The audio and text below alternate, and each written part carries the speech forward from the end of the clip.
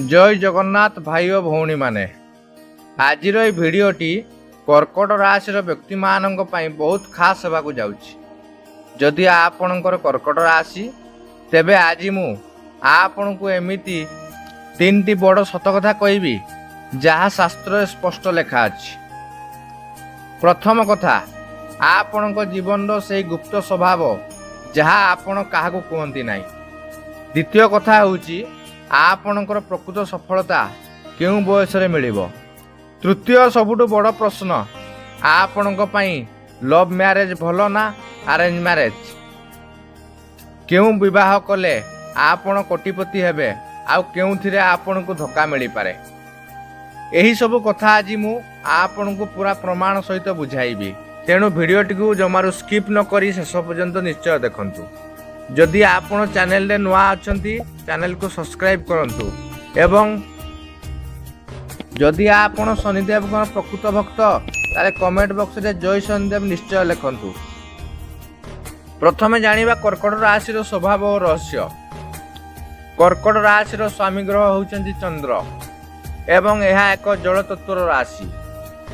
एही राशि रो लोक माने बहुत भावुक जहाँकि इमोशनल एवं सरल स्वभाव रो होइथांती।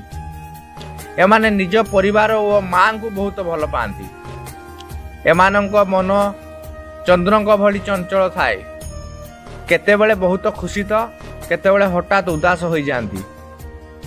एमाने अन्य मानंकु सहाय्य करने को भल पाती, किंतु बदल रे एमानंकु सबुबेले प्रशंसा बा भल पाइबा मिले नहीं। क्यों बयस रे मिले सफलता। ज्योतिषशास्त्र अनुसार कर्कट राशि भाग्योदय क्यों बयस रे हुए ताहा शुणु। प्रारंभिक संघर्ष 24 वर्ष बयस पर्यंत एमानंक जीवन में बहुत संघर्ष रही थाए। पाठपढ़ा किंबा कैरियर को नहीं चिंता रहे। प्रथम सफलता एमानंकर प्रकृत भाग्योदय 24 वर्ष बयस पर आरंभ होता है। 25 और 28 वर्ष बयस रे एमानंकु चाकरी बा व्यवसाय रे बड़ सफलता मिले। सुवर्ण समय जहाँकि गोल्डन एज कौन रही। कर्कट राशि सबुठ बड़ एवं स्थायी सफलता 32 वर्ष बयस पर एवं 36 वर्ष बयस भितर मिली थाए। एही समय रे माने निजर घर गाड़ी एवं समाज रे प्रतिष्ठा पाई थांती। लव मैरेज ना अरेंज मैरेज भल। एबे आसंतु जानिबा आपणकर वैवाहिक जीवन केमिति रहे। लव मैरेज रो स्थिति कौन रही। कर्कट राशि लोके बहुत शीघ्र प्रेम रे पड़ी जाती एवं पूरा मन प्राण दे भल पाती, किंतु ग्रहर स्थिति जोगु एमानकर प्रेम जीवन रे बहुत बाधा विघ्न आसे एवं प्रेम रे धोखा मिलिबार आशंका अधिक थाए। केउटी भल। शास्त्र अनुसार कर्कट राशि पई अरेंज मैरेज देखा चाह बाहागर सबुठ श्रेष्ठ और शुभ होता है। यह कहीं भल होता है।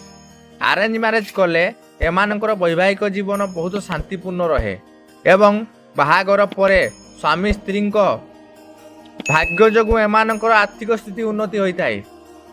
जदि लव मैरेज करने को चाहूँगी तेबे जातक मेलक जहाँकि कुंडली मैचिंग निश्चय करने उचित। प्रतिकार कौन रही। प्रति सोमवार दिन शिवलिंग रे क्षीर और जल चढ़ातु। मां को पाद छुई आशीर्वाद नियंतु। एक रूपा मुदी रे मोती धारण करे मन शांत रहिबो ओ सफलता मिलिबो।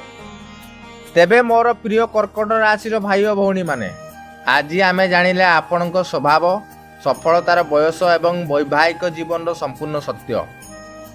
आशा करुच्ची भिडियोटी आपन को बहुत भल लगी एवं आपन को जीवन सहित यही सब पॉइंट निश्चय मिसी थिबो।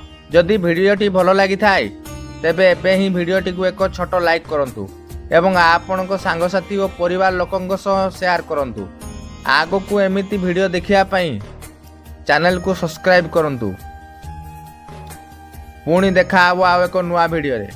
से पर्यंत विदाय दियंतु। जय जगन्नाथ।